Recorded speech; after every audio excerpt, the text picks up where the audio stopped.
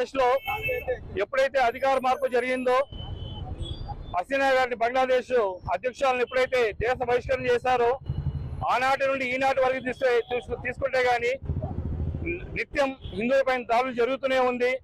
హిందువుల మీదనే కాదు, హిందూ దేవాలయాలు కావచ్చు, హిందూ మహిళల మీద కావచ్చు, ఇంకా అదేవిధంగా ఇంకా ఉద్యోగస్తులు కావచ్చు, జర్నలిస్టులు కావచ్చు, ప్రతి ఒక్కరి మీద ఎక్కడో ఒక మూల బంగ్లాదేశ్ లో దాడులు నిత్యం జరుగుతూనే ఉంది. కానీ ఈరోజు మనం ఒక విషయం ఆలోచిస్తే గాని, ఆనాడు ఎంతో మంది భారతీయులు ప్రాణ త్యాగాలు చేసి, మరి సుమారు కొన్ని వేల మంది తమ ప్రాణ త్యాగాలు చేసి పాకిస్తాన్తో యుద్ధం చేసి బంగ్లాదేశ్ కు విముక్తి కలిగించి స్వాతంత్రం ఇప్పిస్తే, ఈరోజు అదే బంగ్లాదేశ్ మతాన్ని అడ్డు పెట్టుకొని ఈరోజు బంగ్లాదేశ్ లో ఉండే హిందువుల మీద దాడులు చేస్తోంది. మరి కర్కసత్వంగా తీసుకుంటే గాని మరి ఈ యొక్క హిందువుల పైన నగ్నంగా వాళ్ళని చంపి నగ్నంగా వేలాడి తీసి వాళ్ళ మీద పెట్రోల్ పోసి అది చెప్పరాని పరిస్థితులు ఈరోజు దాడి చేస్తా ఉందంటే, దీన్ని ప్రపంచ వ్యాప్తంగా ఉండే అన్ని దేశాలు కూడా తీవ్రంగా ఖండించాలి. ఒకప్పుడు తీసుకుంటే గాని 30% ఉన్న హిందువులు బంగ్లాదేశ్ లో ఈ రోజు తీసుకుంటే 8% పడిపోయింది.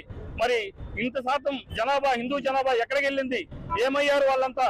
కాబట్టి ఈ యొక్క విషయం మీద వెంటనే ప్రపంచ దేశాలు కూడా ఆలోచించాలి. ఐక్యరాజ్య సమితి కూడా ఈ యొక్క విషయంలో జోక్యం చేసుకొని వెంటనే బంగ్లాదేశ్ మీద చాలా తీవ్రంగా కఠిన చర్యలు తీసుకోవాలని ఈ యొక్క విశ్వ హిందూ పరిషత్ డిమాండ్ చేస్తోంది. మొన్న తీసుకుంటే గాని ఏదో ఒక కార్మికుడిగా పనిచేస్తున్న ఒక హిందువు దీపు చందాస్ అనే ఒక 25 ఏళ్ల కుర్రాడి పాపము ఏ తప్పు చేయకుండా అతని మీద ఏదో వాళ్ళ భగవంతు దేవుని తిట్టాలనే ఒక ఉద్దేశంతో మరి అందరూ రాక్షసత్వంతో అతన్ని కొట్టి మరి నగ్నంగా అతను వేలాది పెట్రోల్ పోసి అందరూ చూస్తుండగా అక్కడ పోలీస్ అధికారులు ఉన్నారు, మరి బంగ్లాదేశ్ అధికారులు ఉన్నారు.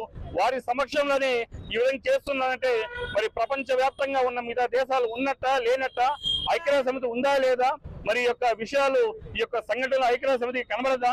కాబట్టి ఈ యొక్క విషయంలో తీసుకుంటే గానీ ప్రతి దేశం కూడా స్పందించి భారత్ కు అండగా నిలవాల్సిన సమయం ఆసన్నమైంది. అదే విధంగా తీసుకుంటే గానీ భారత ప్రభుత్వాన్ని కూడా మేము ఒక డిమాండ్ చేస్తున్నాము. మోడీ గారికి మా యొక్క రిక్వెస్ట్ ఏంటంటే, దయచేసి ఈ యొక్క బంగ్లాదేశ్ చెందిన వాళ్ళు చాలా మంది పశ్చిమ బెంగాల్లో కూడా రోహింగ్యాలు తీసుకుంటే గానీ మనకు చాలా మంది ఉన్నారు. అలాంటి వారిని వెంటనే వాళ్ళ యొక్క దేశానికి పంపించేయాలి, దేశ బహిష్కరణ చేయాలి. అదేవిధంగా భారత్ కూడా మరీ మెతక వైఖరి పనికిరాదు. వెంటనే వాళ్ళు ఏ విధంగా చేస్తున్నారో దానికి దెబ్బకి దెబ్బ మన భారత ప్రభుత్వం తీసుకొని ఇమ్మీడియట్ గా వెంటనే ఆ యొక్క రోహింగ్యాలను తరిమేసి ప్రపంచం ఐక్యరాజ్య సమితి సమక్షంలో యొక్క అంశాన్ని లేవనెత్తి మన హిందువులు ఎవరైతే బంగ్లాదేశ్ హిందువులు వాళ్ళకి రక్షణ కల్పించాలి. అదేవిధంగా వాళ్ళ కుటుంబానికి కూడా పునరావాసం కల్పించాలని ఈ యొక్క సందర్భంగా విశ్వ హిందూ పరిషత్ చిత్తూరు జిల్లా శాఖ